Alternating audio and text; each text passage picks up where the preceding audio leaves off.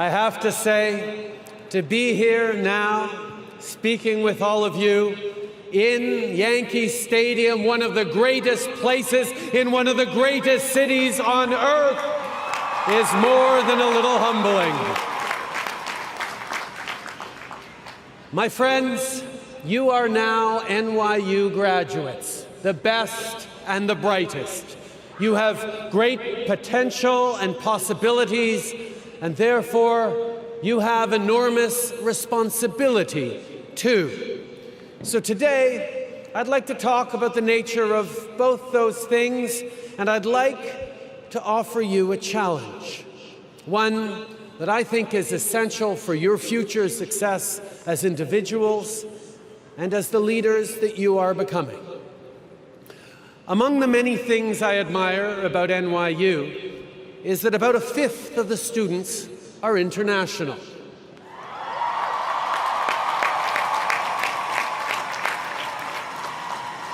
And a similar proportion are the very first in their families to go to college.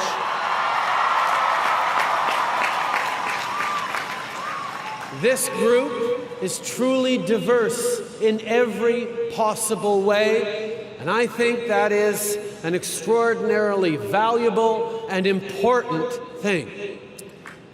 When I graduated in the early 1990s, I went on a trip around the world with a few good friends who actually remain good friends to this day, which is a sort of a miracle. We trekked and traveled, mostly overland, from Europe to Africa to Asia, and that remains one of the great formative experiences of my life. It was an amazing adventure.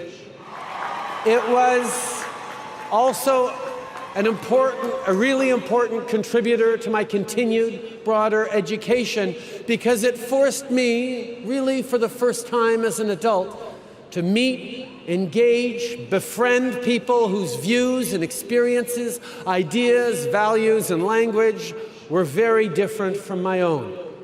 See, when a kid from Montreal meets a Korean fisherman living in Mauritania, befriends a Russian veteran of their Afghan war, or a shopkeeper and his family living in Da Nang, interesting conversations always happen. Now, maybe some of you have talked about doing something like a great trip like that after graduation. But I'd be willing to bet one of the first things you heard was a warning. You can't do that in this day and age. It's not safe. But here's my question. Is it really just the issue of physical safety that makes our loved ones so anxious at the idea of us getting out there? Or is it the threat that if we look past our frames, the frames of our own lives, of our own communities' structured values and belief systems, to truly engage with people who believe fundamentally different things, we could perhaps be transformed into someone new and unfamiliar to those who know and love us? See, there's no question that today's world is more complex than it was in the mid-1990s. There are serious and important problems that we're grappling with and will continue to grapple with. But we are not going to arrive at mutual respect, which is where we solve common problems, if we cocoon ourselves in an ideological, social, or intellectual bubble.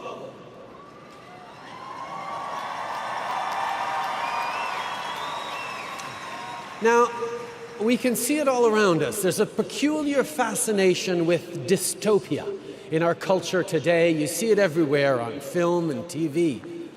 But the truth is that, on balance, we have the good fortune to live in a time of tremendous possibility and potential, a time when it is within our grasp to eliminate extreme poverty, to end terrible diseases like malaria and TB, and to offer a real chance at an education to everyone on this planet.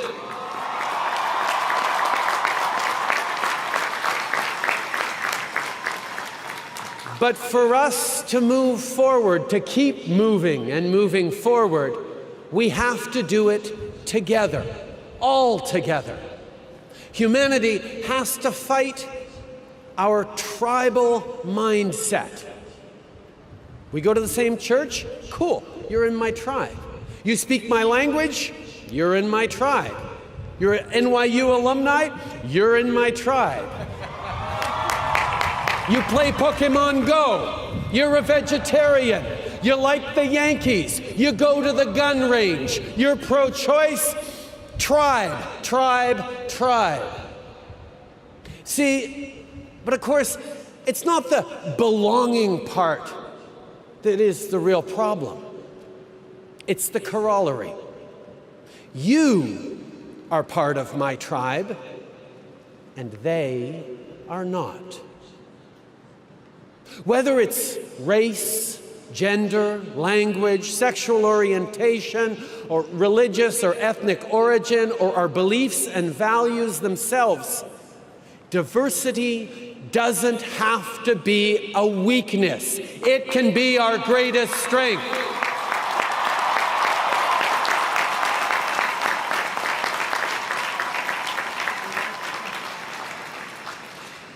Now, often, people talk about striving for tolerance.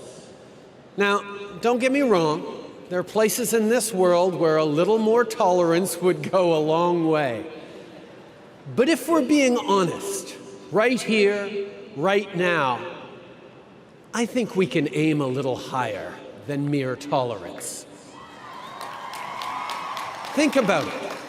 Saying, I tolerate you, actually means something like, okay, I grudgingly admit that you have a right to exist, just don't get in my face about it, and no, don't date my sister.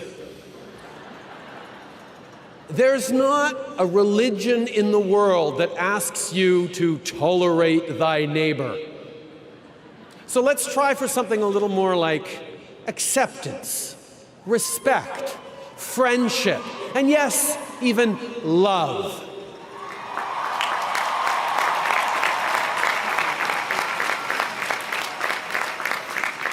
And why does this matter? Because in our aspiration to relevance, in our love for our families, in our desire to contribute to make this world a better place, despite our differences, we are all the same. And when you meet and befriend someone from another country or another culture who speaks a different language or who worships differently, you quickly realize this.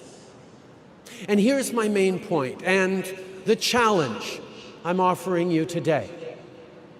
Our celebration of difference needs to extend to differences of values and belief too. Diversity includes political and cultural diversity. It includes a diversity of perspectives and approaches to solving problems. See, it's far too easy with social media shaping our interactions to engage only with people with whom we already agree, members of our tribe. Well, this world is and must be bigger than that.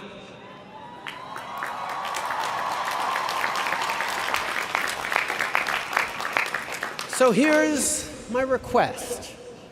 As you go forward from this place, I would like you to make a point of reaching out to people whose beliefs and values differ from your own. I would like you to listen to them, truly listen, and try to understand them and find that common ground. You have a world of opportunity at your fingertips, but as you go forward from here, understand that just around the corner, a whole different order of learning awaits, in which your teachers will come from every station in life, every education level, every belief system, every lifestyle. And I hope you will embrace that. You have been students, You will continue to learn all your lives, but now it is also time for you to become leaders.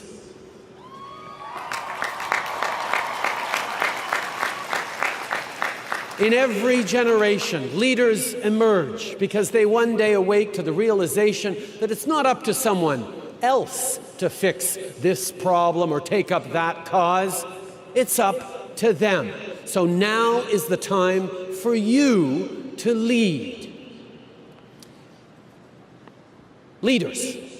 Now, I'm sure that's a word that's been tossed around you and at you quite a bit over the past few hours, days, weeks, and years. Leaders of tomorrow, leaders of today. But what does it mean? What attributes does a 21st century leader need to have? What do people need most from their leaders today and tomorrow? Now, I think you need to be brave, really brave. And I know when you think of courageous leaders, you think of those folks who stood implacably and fearlessly anchored in their sense of rightness, willing to pit their ideas against all comers, against the slings and arrows aimed their way. Well, I don't think that's brave enough. I don't think that's good enough for what our shared future will ask of you. I actually don't think it's ever been good enough. Leadership has always been about getting people to act in common cause. We're going to build a new country. We're going to war. We're going to the moon. It usually required convincing or coercing a specific group to follow you. And the easiest way to do that has always been through tribal contrasts. They believe in a different God. They speak a different language. They don't want the same things as we do. But the leadership we need most today and in the years to come is leadership that brings people together.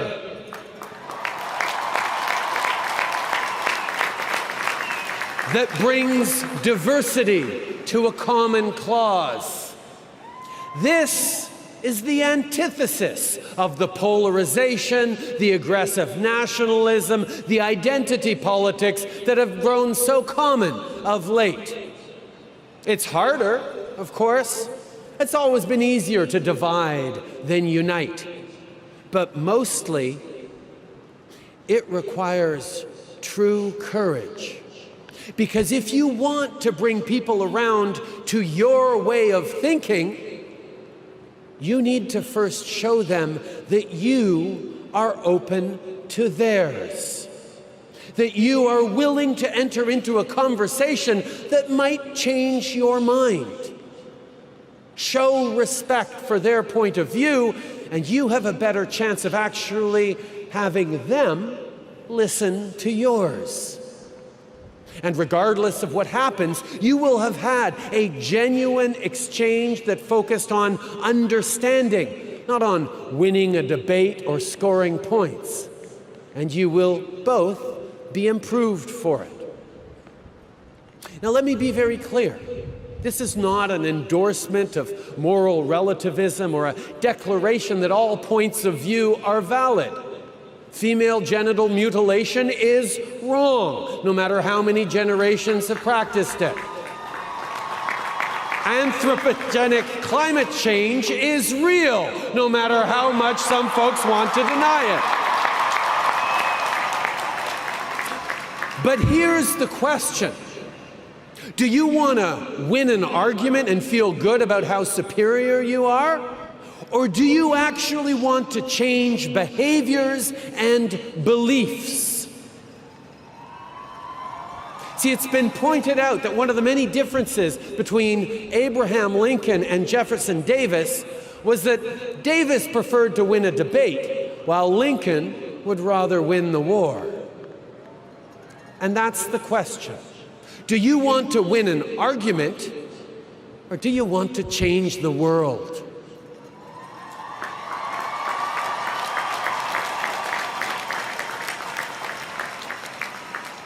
with malice toward none and charity toward all. Let those words of this country's greatest president guide your ambitions, your hopes for yourselves, your families, your country, your planet. There is no shortage of cynicism and selfishness in the world. Be their answer, their antidote. I am abundantly optimistic about the future because of you. It is yours to make and mold and shape. The world eagerly awaits, indeed requires, your ideas, your initiative, your enterprise, your energy, your passion and compassion, your idealism and your ambition. But remember that true courage is the essential ingredient in all your efforts. Congratulations, class of 2018. Now go change the world. Merci.